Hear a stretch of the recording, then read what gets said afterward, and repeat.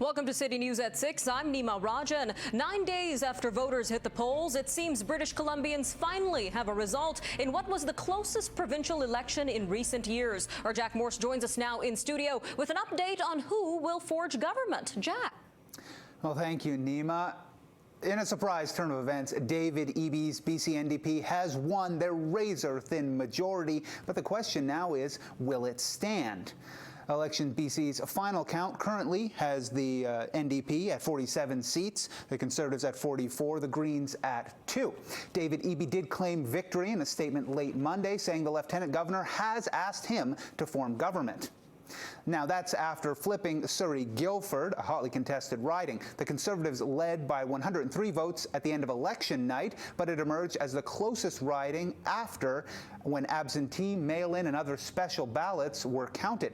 Currently, the BC NDP is ahead by less than 0.5%, a margin close enough to trigger a judicial recount.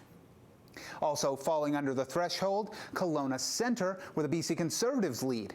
If those judicial recounts show the Conservatives with more votes in those ridings, a judge could overturn the result, dropping Eby from that slim majority to minority status. In either situation, the NDP will be given the chance to form government. The projected NDP victory followed recounts in a pair of ridings where the winner had less than 100 votes ahead on election night when counting finished.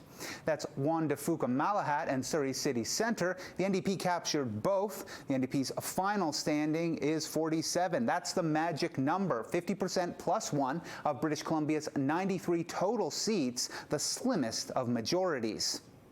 Now, to break down these results, I'm joined by political commentator Hamish Telford. Welcome, Hamish. Thank you for joining us.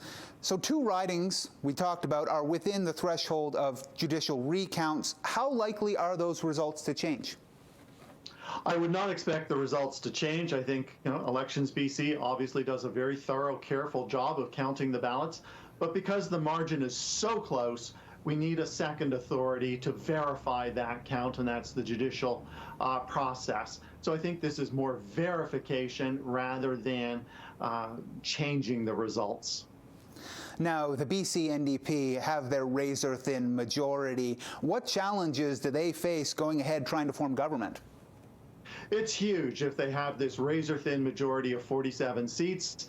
The first order of business is that the legislature would need to choose a speaker.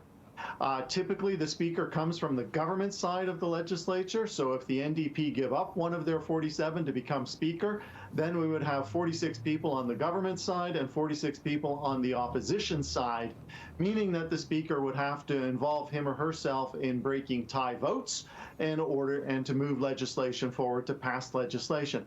It's a very uncomfortable way to govern. We witnessed something like this in 2017, and then the NDP was able to orchestrate the defection of an opposition member to be speaker. My guess is that the NDP is calling furiously certain people on the opposition side to see if they can lure anyone over. I wouldn't expect that to happen.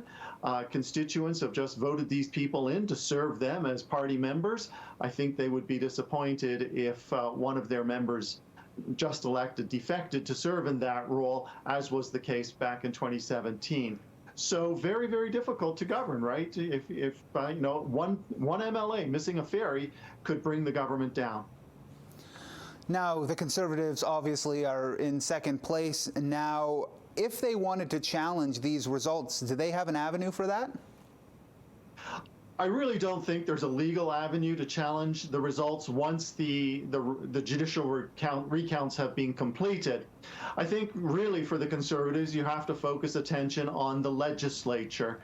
There will be a razor-thin majority government, and the Conservatives are in a very strong position to hold that government accountable.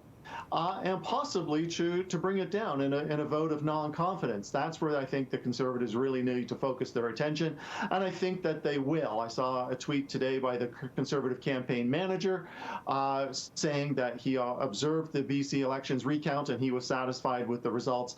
I think they're putting that behind them already, and they're going to focus their attention on the legislature. All right, thank you for speaking to us, Hamish. Nima, back to you. All right, thanks for that, Jack. Finally, some clarity after the election.